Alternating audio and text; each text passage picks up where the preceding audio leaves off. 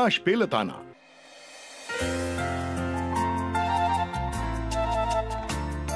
तुझे ओज चातुर्य तुझी ही धडाडी, आकाश पाठीवरी झेपवेडी, मनातील स्वप्ने साकार करता तुझ्यातील स्वत्वास येते उभारी. तुझे चांदण्याचे आकाश हळवे तू पेलून धरतेस क्षितिजा सभाळी. तुझे चंद्र तारे उजळती मनाना तू सावित्री होतेस.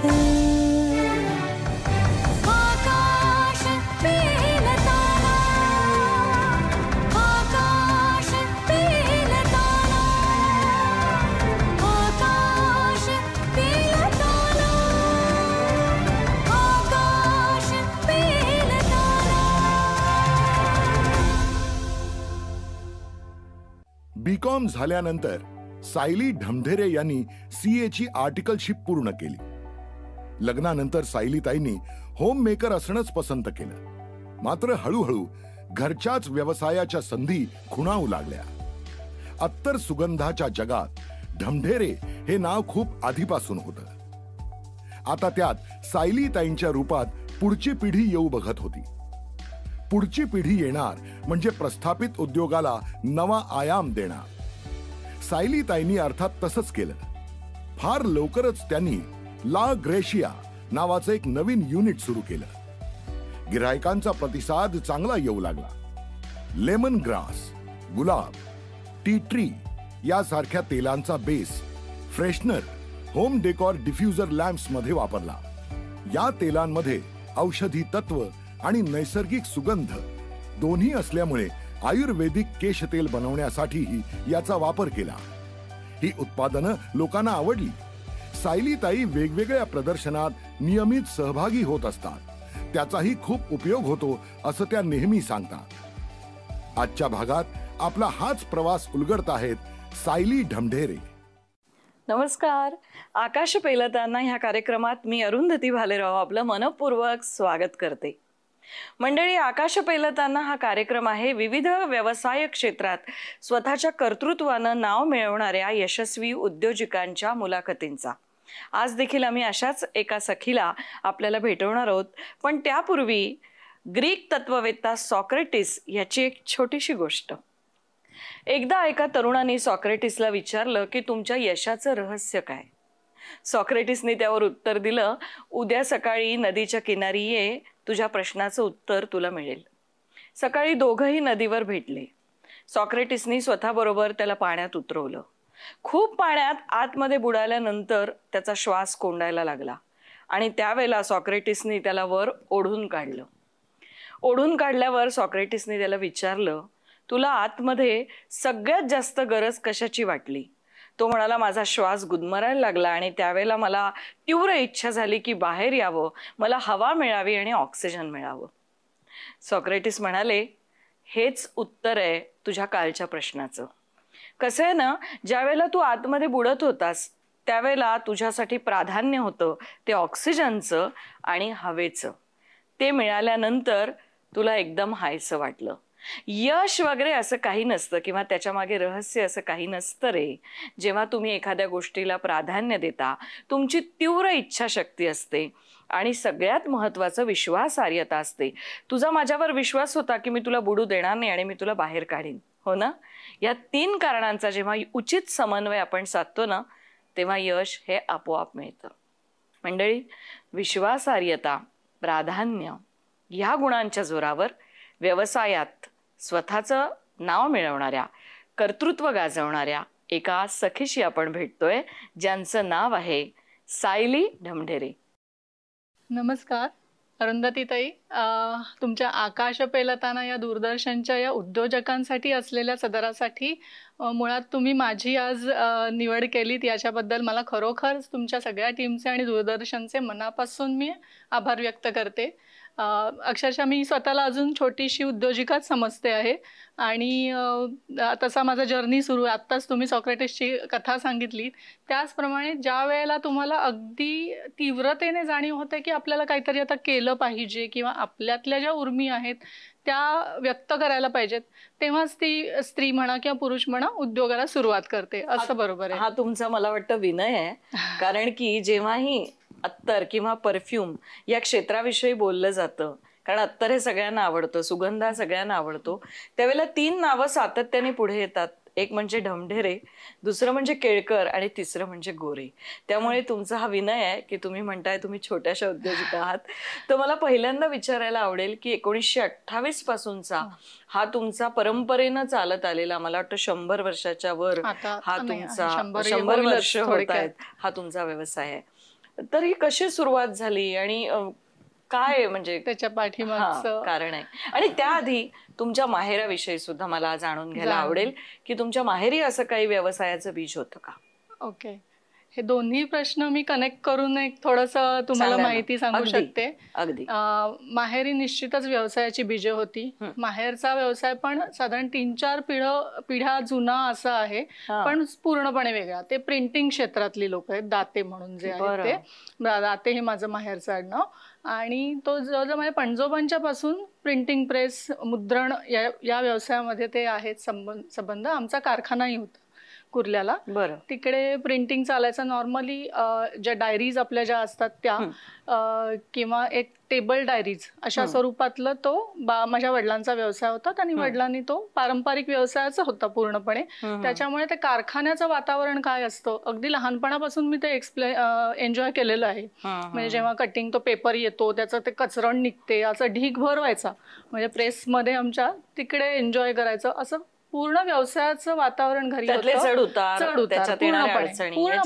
हो. आणि तसंच मग इकडे सासरी आल्यावर पण हा व्यवसायाचंच वातावरण मला पूर्णपणे मिळालं. पिढी जात आहे, पिढी जातच आहे हा सुद्धा. फक्त कसं माझ्या आजे सासऱ्यांनी सुरू केलेलं आहे 1928 साली, जो तुम्ही मेन्शन केलं की सुगंधाचा व्यवसाय आहे. आणि सुगंधाचा व्यवसाय म्हटलं की तेव्हाच्या काळी मराठी उद्योजक असं या क्षेत्रामध्ये प्रामुख्याने 3 नावं जी घेतली जातात ती ही केळकर, गोरे आणि ढमढेरे तुम्ही जे म्हणालात तीच. कारण मराठी मनुष्याने आधी पूर्वी ते म्हटलंच जायचं की मराठी माणूस उद्योगात पडला, हे जे काही म्हणायचे, पण ते आता चेंज झालंय.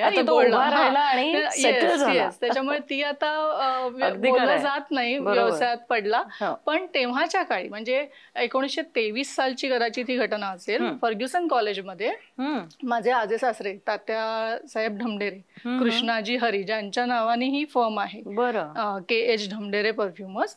तर त्यांनी फर्ग्युसन कॉलेजमध्ये तेव्हाच्या व्हाईसरॉयचं लेक्चर ऐकलेलं होतं आणि तेव्हा त्याच्यात त्यांनी मेन्शन केलं होतं व्हाईसरॉयनी, ट्रेड आणि इंडस्ट्रीला जितकं महत्व येईल तितकं भारताचं भविष्य उज्ज्वल असणार आहे, हे तेव्हा त्यांनी बोलल्यानंतर तात्यासाहेबांनी त्यातून प्रेरणा घेऊन 1928 साली हा आमचा छोटा परफ्युम्सचा, म्हणजे तेव्हा घरातच सुरू केला? घरातच नाही, त्यांनी गिरगावात सुरू केला. अच्छा. गिरगावात मूळ सुरुवात गिरगावात झालेली आहे. आणि त्यांनी मुळात मावळंकर, मला वाटतं नाव बरोबर सांगते मी, यांच्याकडनं थोडं ट्रेनिंग घेतलं होतं या व्यवसायाचं, अत्तर आणि ह्या सगळ्या परफ्यूम, इसेन्शियल ऑइल्स वगैरे.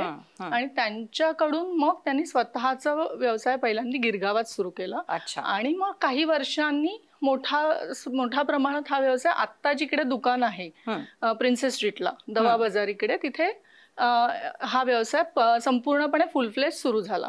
आणि नुसतं इथे हे दुकान, मुंबईतलं दुकान असं नाही ट्रेडिंग, तर तेव्हा इंग्रज सत्ता होती, त्याच्यामुळे तेव्हाची राजधानी जी कलकत्ता आणि पोर्ट दुसरं जे मुख्य कोचीन साऊथला, तर ह्या ठिकाणी पण माल येणं जाणं ह्याच्यासाठी ती सुविधा असायच्याच डेफिनेटली. त्यामुळे कलकत्ता आणि कोचीन इथे सुद्धा त्यांनी ऑफिसेस थाटली आणि जी अजूनही आहेत. म्हणजे 1928 साली सुरू केलं, पण हळूहळू ह्या दोन्ही ब्रांचेस नंतर मुंबई, कोचीन आणि कलकत्ता इथे ढमढेऱ्यांची परफ्युम्सची दुकानं होती, जिथनं इसेन्शियल ऑइल्स आणि परफ्युम्स विकली जातात. मग तुमचे पती पण पुढे कालांतराने हा व्यवसाय पती म्हणजे आधी आजे सासरे म्हणजे कृष्णाजी हरी ढमढेरे, नंतर पद्माकर ढमढेरे म्हणजे आणि अमोल ढमढेरे, असे एकापाठोपाठ एक एक जनरेशन आम्ही या परंपरागत व्यवसायामध्ये आहोत. DP म्हैसकर फाउंडेशन प्रस्तुत आकाश पेलताना.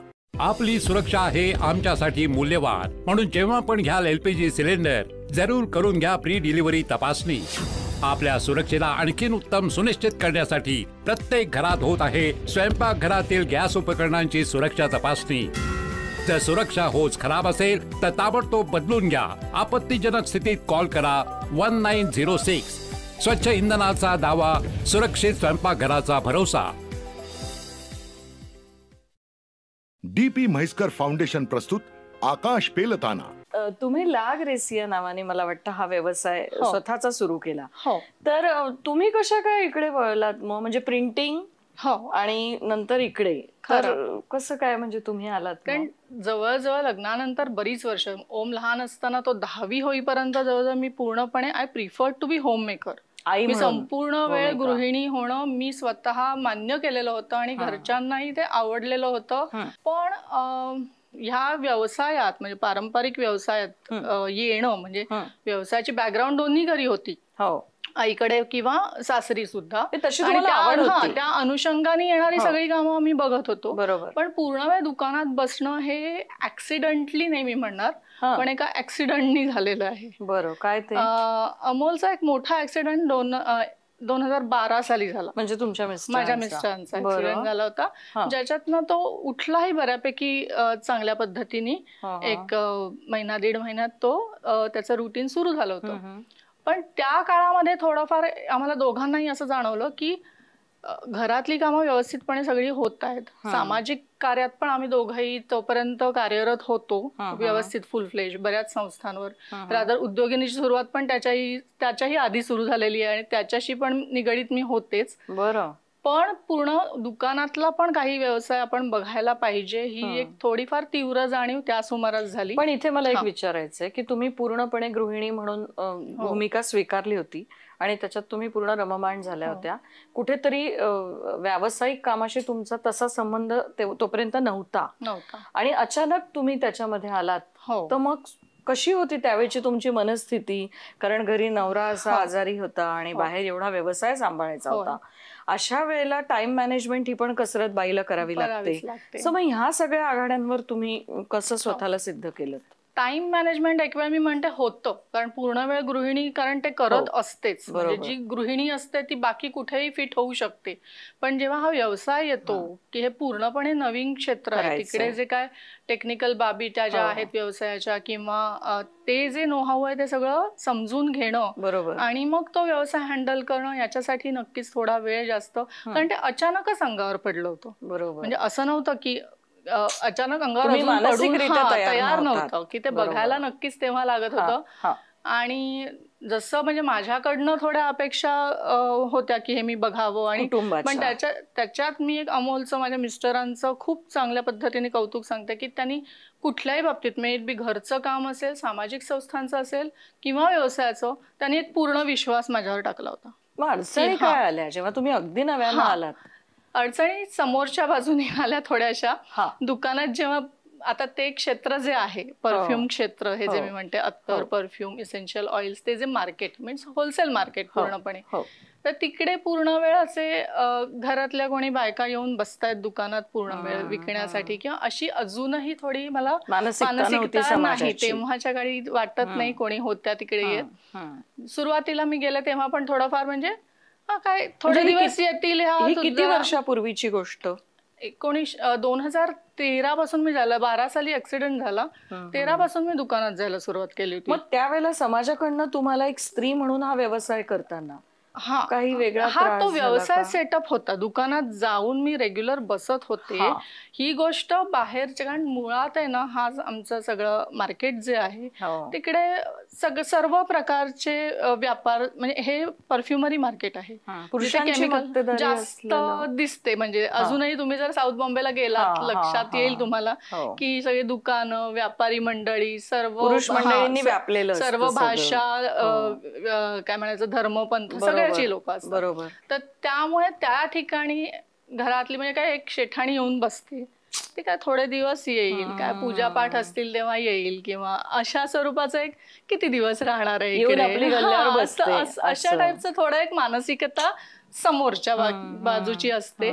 पण त्याला छेद द्यायला थोडाफार मला वेळ द्यावा लागला, की तुम्हाला स्वतःलाही ते थोडंसं जाणवत होतं वाटायचं का? कारण काही वेळेला नेहमीचे आपले कस्टमर्स जोडलेले असतात, दुकानच आहे म्हटलं, इतकं सेट बिझनेस आहे म्हटल्यावर तिसरी जनरेशन जरी असली तरी पण एक थोडं आपल्या डोक्यात पण असतं की आधीचा जो वारसा आहे तो नीट जपला जावा आपल्याकडनं. आजे सासऱ्यांचं जे काय नाव कर्तृत्व आहे त्याची एक थोडी जबाबदारी आपल्याला जाणीव असते. वेगळं प्रेशर पण असतं की आपल्याकडनं चांगलं झालं पाहिजे. आणि मग त्यावेळेला जे आपले सेल्समन येत असतात, मार्केटिंग पर्सन्स असतात, किंवा बाकीही आपली जोडलेली जे कस्टमर्स असतात, त्यांचं पटकन मग आपल्याशी बोलण्याचं हे जेव्हा थोडं बोलतात ते, पण तो त्यांचा आदराचाही भाग असेल, मी म्हणते काही वेळेला आदर व्यक्त करण्याचा. पण म्हणजे मग असं एक थोडंफार तेव्हा जाणवतं की.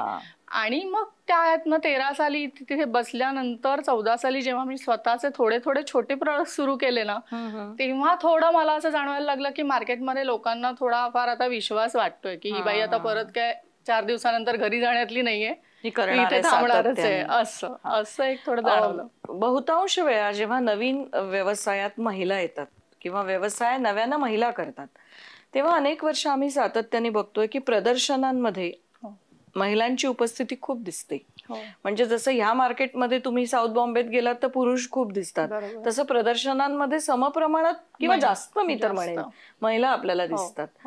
तर अशा प्रदर्शनांमधनं जेव्हा तुम्ही स्टॉल लावत गेलात किंवा अजूनही कदाचित लावत असाल, तेव्हाचा काही असा लक्षात राहणारा अनुभव आहे का की दिवसभर स्टॉलसाठी उभे आहात आणि काही व्यवसायच झाला नाही, असं काही कधी घडलंय का? म्हणजे हे जे तुम्ही म्हणता ना प्रदर्शनं, त्याची मी थोडीशी बॅकग्राऊंड अशी सांगते की जेव्हा मी गृहिणी पूर्ण वेळ जेव्हा गृहिणी होते ना, तेव्हा मी बऱ्याच ऑर्गनायझेशनशी जोडलेली होती. म्हणजे घरचं काम नुसतं गृहिणी म्हणून जरी झालं, जबाबदाऱ्या आपल्या पार पडल्या, तरी काही सामाजिक संस्थांशी मी असोसिएटेड होते. आणि त्यातली मुख्य संस्था ही उद्योगिनी, आम्ही उद्योगिनी प्रतिष्ठान, जे मिनल मोहाडीकरांनी सुरू केलंय, साधारण 27 वर्ष वगैरे झालेली आहेत त्याला ऑलरेडी. तर त्याच्या डे 1 पासून मी त्या संस्थेशी संलग्न आहे. आणि त्यांच्याद्वारे संपूर्ण महाराष्ट्रभर, गोवा, भारताबाहेरही आता प्रदर्शनं होत आहेत किंवा B2Bच्या माध्यमातून ते जोडले जात आहेत. अशा पद्धतीने उद्योगिनीचं काम आहे. तर ते मी अगदी छोटी संस्था असल्यापासून ते मी बघते आहे. त्यामुळे तेव्हा माझा स्वतःचा व्यवसायही नव्हता सुरू झालेला, पण ते थोडंफार काय म्हणजे ऑन स्टेज ट्रेनिंगच घरचं मिळाल्यासारखं ते थोडंसं होत होतं. किंवा एक ढमढेरे नाव असल्यामुळे थोड्या ह्या सगळ्या सामाजिक संस्थांशी संबंध येत होता. तिथे मोठमोठ्या लोकांची लेक्चर्स मला ऐकायला मिळत होती. आणि एक ती जी वाक्य असतात ना ती पेरली जातात. म्हणजे एक उदाहरण म्हणून सांगते की महाराष्ट्र चेंबर ऑफ कॉमर्स मध्ये मी कोणीही नव्हते तेव्हा, ओम छोटा 1 वर्षाचा वगैरे होता. आणि तेव्हा ते तुमच्याच मीडिया क्षेत्रातलंच एक मोठं नाव, त्या बाईंनी सांगितलं की प्रत्येक स्त्रीने ना दुपारी 12च्या वेळेचं आपलं इथून इथला प्रवास असतो, तो आपला करता यायला पाहिजे. हे एक वाक्य तेव्हा ते असं ना डोक्यात जाऊन बसलं की तुम्हाला किती करता यायला पाहिजे, की हे इतपत तरी मिनिमम तुम्ही करा. की आपण आता वुमन एम्पॉवरमेंट आणि अक्षरशः आकाश पेलताना तुमचं नाव अगदी बरोबर सार्थ आहे की आकाशच अवेलेबल आहे आत्ताच्या स्त्रीला. पण त्याची सुरुवात ही बीज अशा छोट्या लेक्चर्स मधनं पडत होती. आणि मग लाग्रेसियाचा जन्म झाला म्हणते मी, आणि ते प्रदर्शनांमधनं सुरू झालं होतं. DP म्हैसकर फाउंडेशन प्रस्तुत आकाश पेलताना. आपली सुरक्षा आहे आमच्यासाठी मूल्यवान, म्हणून जेव्हा पण घ्याल LPG सिलेंडर, जरूर करून घ्या प्री डिलिव्हरी तपासणी. आपल्या सुरक्षेला आणखीन उत्तम सुनिश्चित करण्यासाठी प्रत्येक घरात होत आहे स्वयंपाकघरातील गॅस उपकरणांची सुरक्षा तपासणी. जर सुरक्षा होच खराब असेल तर ताबडतोब बदलून घ्या. आपत्तीजनक स्थितीत कॉल करा 1906. स्वच्छ इंधनाचा दावा, सुरक्षित स्वयंपाकघराचा भरोसा.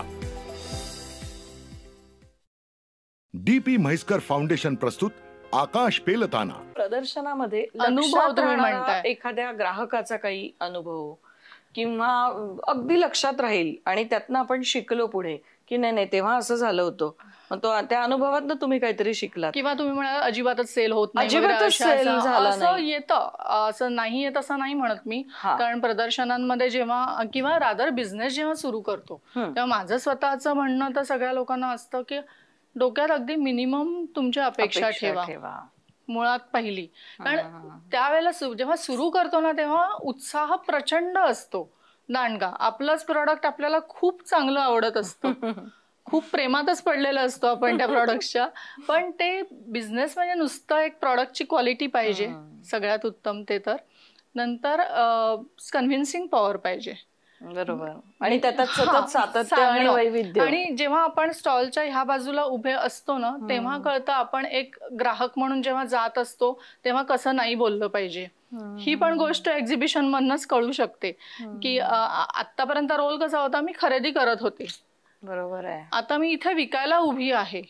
तर त्यावेळेला हे आणि ग्राहक सुद्धा तुम्हाला सांगतात जेव्हा तुमचं प्रॉडक्ट चांगलं आहे तुम्ही म्हणता, पण त्याच्यामधले जे काही खास खळगे त्यांना जाणवतात ते खूप चांगल्या पद्धतीने ग्राहक येऊन, आणि जेव्हा रिपीटेड ग्राहक सुरू होतात की एकदा तुमचं प्रॉडक्ट विकलं गेलं त्यांना आणि मग परत परत त्यांनी ऑर्डर्स द्यायला सुरुवात केली की मग ती ऍटलिस्ट तुम्हाला तिथे पावती मिळून जाते की खरोखर तुमचं प्रॉडक्ट चांगलं आहे. पण सुरुवातीचं अगदी 1-2 असतील अजिबातच, म्हणजे सुरुवातीला वसूलही झालं नाही, सुरुवातीला नाही होत कारण आपण आपले कॉन्टॅक्ट आणि सगळ्यांना सांगितलेलं असतं. साधारणपणे 2ऱ्या-3ऱ्या एक्झिबिशन नंतर हा अनुभव यायला लागतो. पहिल्या याला कदाचित नाही येणार कारण लोक आत्ताची ती पूर्वीची वेळ राहिलेली नाहीये. स्त्री उद्योजिकांकडे बघण्याचा काही वर्षांपूर्वीचा दृष्टिकोन आत्ताचा. येस. आणि ते तुमच्या मीडियात जाहिरातींमध्ये पण आपण बघतोय. नाही पण जेव्हा 2ऱ्या-3ऱ्या वेळेला हा अनुभव यायला लागतो तेव्हा कुठेतरी मॉरल पण डाऊन होत असेल थोडं, मग त्यावेळेला स्वतःला उभारी देण्याचं काम कसं करता? आता माझ्या बाबतीत काय झालं, दुकान पण होतं, दुकान बघत होते, एक्झिबिशन करत होते. दुकान बघत असल्यामुळे थोडंफार असं झालं की तिथे मुळात सगळ्या भारताला जे हिट झालेल्या 2 गोष्टी महत्वाच्या, आत्ताच आपण ज्या पॅन्डेमिक मधनं बाहेर पडलोय तो एक पिरियड, आणि त्याच्या आधी जेव्हा डिमॉनिटायझेशन झालेलं होतं तेव्हाचा तो एक पिरियड, हे खूप हिट झाला होता की तेव्हा अजिबातच सेल नाही काही वेळेला. हे तिकडे आम्ही जास्त अनुभव, कोरोना काळात तर खूपच बंदच ठेवायला लागलं होतं दुकान. 6 महिने पूर्ण दुकान बंद होतं. त्यावेळेला मनाची स्थिती कशी होती? नाही, खरं तर प्रत्येकच ट्रेडर ह्या याच्यातनं गेलेला आहे, व्यावसायिक प्रत्येकच व्यावसायिक गेलेला आहे. किंवा तेव्हा अक्षरशः आपली जी पुंजी साठवलेली असते स्पष्टपणे बोलायचं कामात येते. येस. पण त्याही वेळेला उभारी देण्याचं काम आम्ही उद्योगिनींनी केलेलं आहे. म्हणजे पॅन्डेमिक मध्ये पण त्यांनी ऑनलाईन सेल सुरू केले होते, काही छोट्या छोट्या युनिट्स मधनं business door to door service देणं किंवा अशा स्वरूपाचे सुरू झालेले होते. हे आम्ही उद्योगिनीचं काम मी खरोखर काय म्हणायचं महत्वाचं, कसं एखादा आपला कणा असतो ना, ताठ कणा राहावा याच्यासाठी ही जी उद्योगिनी मदत करत असते ती महत्वाची वाटते. आणि सगळ्या महिला एकत्रित येऊन काहीतरी करत असतात तर ती एक ऊर्जा एकत्रित सामावलेली असते. सायलीताई, आता तुम्ही जसं वेगवेगळे परफ्यूम किंवा अत्तर म्हणालात तसे त्याच्यात काय काय वेगवेगळे प्रकार आहे आम्हाला थोडक्यात सांगा ना. अत्तरही फुलांची असतात, अर्क ज्याला आपण म्हणतो ते एक असतं. परफ्युम्स थोडं केमिकल बेस्ड असतात, बरोबर, तर ती परफ्युम्स. त्याच्याशिवाय इसेन्शियल ऑइल जे मी म्हणते आमच्या दुकानात ते असतं, त्याचं अरोमा ऑइल्स म्हणजे होम डेकोर साठी हे वापरलं जातं. डिफ्युजर आणि अरोमा ऑइल, त्याच्यात वेगवेगळे फ्रेग्रन्स आहेत. किंवा हिलिंग साठी वापरली जातात ही सगळी ऑइल्स, ते आहेत. आणि ह्या सगळ्या इसेन्शियल ऑइल्स वापरून काही थोडेफार ऑइल ब्लेंड्स मी केलेले आहेत. ते तुमच्या म्हणजे अगदी हेअर ऑइल पासून ते थोडंफार काय म्हणतात पेन रिलॅक्संट किंवा अशा स्वरूपाची जी काही ऑइल्स असतात तशी पण. तर ह्याला ना खूप स्कोप आहे. मला सांगा, संसार सांभाळताय, व्यवसाय सांभाळताय, त्याबरोबर तुम्ही ज्योतिषशास्त्र आणि कवयित्री सुद्धा आहात ना. तर आता शेवटी संपता आमच्या सगळ्या प्रेक्षकांना तुमची एखादी छोटीशी कविता ऐकवा. स्त्रीत्वाशी निगडीतच असलेली अशी एक शोध नावाची कविता आहे, तर त्यातले थोडासा भाग मी वाचून दाखवते. जरूर. प्रत्येक स्त्री हा शोध घेत असते, त्याच्या संदर्भातली आहे. शोध स्वतःला, शोध स्वतःचा, शोध स्वतःशी, शोध स्वतः. वा. एक धागा गुंतला, एक काटा रुतला, एक मांजा तुटला, एक दिवा मिटला. गुंता सारा सोडवून टाक, रुतला काटा अलगद काढ. भरकटेल पतंग फाटेलही, काळोख कदाचित फिटेलही. वा. शोध स्वतःला, शोध स्वतःचा, शोध स्वतःशी, शोध स्वतः. छान. शेवटच्या ओळीत खूप सकारात्मक असा संदेश तुम्ही दिलाय ह्या कवितेत ना. मला सांगा की आता ज्या सगळ्या नवीन उद्योजिका वेगवेगळ्या प्रदर्शनांमध्ये सहभागी होतात त्यांना पटकन काहीतरी टिप्स सांगा ना की त्यांनी काय काळजी घेतली पाहिजे प्रदर्शनामध्ये स्वतःचा स्टॉल लावताना. काळजीपेक्षा मी म्हणते पहिलं आधी नेटवर्किंगसाठी तुम्ही या, प्रदर्शनातच या, त्याचा भाग व्हा. तुम्हाला व्यवसाय जर सुरू करायचा असेल तर तुमचं जे प्रॉडक्ट असेल त्याची क्वालिटी एक तर पूर्ण मेंटेन ठेवा. आणि नेटवर्किंग स्वतःचं वाढवण्यासाठी आमची जी संस्था आहे उद्योगिनी आहे त्याच्याशी किंवा अशा अन्य असतीलही त्यांच्याशी आम्ही दरवर्षी महिला दिनाचं औचित्य साधून त्याच्या आधी येणाऱ्या शनिवार किंवा रविवारी, या वर्षी तर 2 मार्चला आहेच, तर एक महिलांसाठी संपूर्ण अशी परिषद भरवत असतो. तर तिकडे तुम्हाला स्वतःला रिज्युनेट होता येतो. जरी तुम्ही व्यवसाय नसेल करत तरी पण ती एक उर्मी तुमच्यात आम्ही पेरत असतो की त्या लोकांचे लेक्चर्स होतात की त्यातनं तुम्हाला काहीतरी बीज तिथे मिळूनच जातं. व्यवसायासाठी नेटवर्किंग आहे किंवा मार्केटिंग, त्याच्या व्यवसायाच्या अनुषंगाने येणारे सगळे ज्या बाबी आहेत, फायनान्स असेल, मार्केटिंग असेल, भले भारतात असेल, भारताबाहेर जायचं असेल तरी काय करायला पाहिजे याच्यासाठीचं जे ट्रेनिंग आहे तुम्हाला निश्चितपणे उद्योगिनी देत असते. आणि तसं दरवर्षी बाहेरगावी पण घेऊन, बाहेर गावी तर आहेतच इंडियात, परदेशात पण आता सुरू झालेलं आहे. दुबई, थायलंड या ठिकाणी उद्योगिनीच्या ट्रिप्स जातात, तिकडनं त्यांना इंडस्ट्रियल ट्रेनिंगला नेलं जातं. तर अशा कुठल्या तरी एखाद्या चांगल्या संस्थेशी तुम्ही निगडीत व्हा आणि स्वतःचा व्यवसाय छोट्या प्रमाणात, पहिला अगदी नवीन उद्योजक असतील तर म्हणणं आहे की छोट्या प्रमाणात सुरू करा, वाढेल आपोआप निश्चितपणे येतो. सायलीताई, खूप छान वाटलं तुमच्याशी संवाद साधून आणि आमच्या सगळ्या नवीन उद्योजिका मैत्रिणींना खूप चांगला संदेश तुमच्या ह्या मुलाखतीतनं आम्हाला मिळाला. मंडळी, एक अशी प्रार्थना आहे की हे देवा, माझं ओझं कमी करू नकोस, तर ते ओझे उचलायला मला तू बळकट खांदे दे.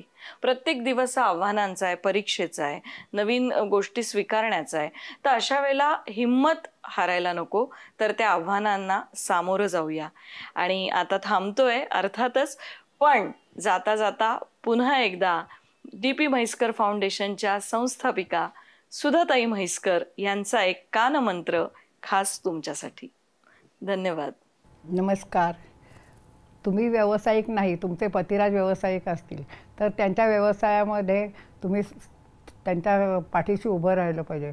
तो व्यवसाय काय आहे हे समजून घेतलं पाहिजे, त्याच्यात काय अडचणी येऊ शकतात किंवा त्यांना तुमचं नैतिक पाठबळ असल्याशिवाय त्यांना पुढे जायला मदत होणार नाही. तुम्ही पाठीशी उभ्या आहात याची त्यांना खात्री असली की ते आपला व्यवसाय उत्तम करू शकतात आणि जास्ती महत्त्वाच्या मोलाने ते काम करू शकतील. त्यांच्या कार्यामध्ये अधिक उत्साहाने ते सहभागी होतील. तुझे चांदण्याचे आकाश हळवे, तू पेलून धरतेस क्षितिजा सभाळी.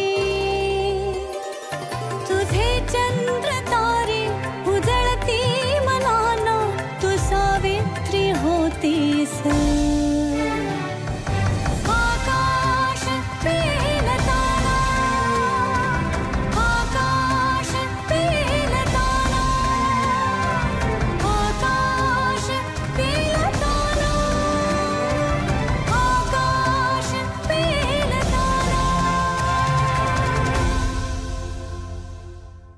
DP म्हैसकर फाउंडेशन प्रस्तुत आकाश पेलताना.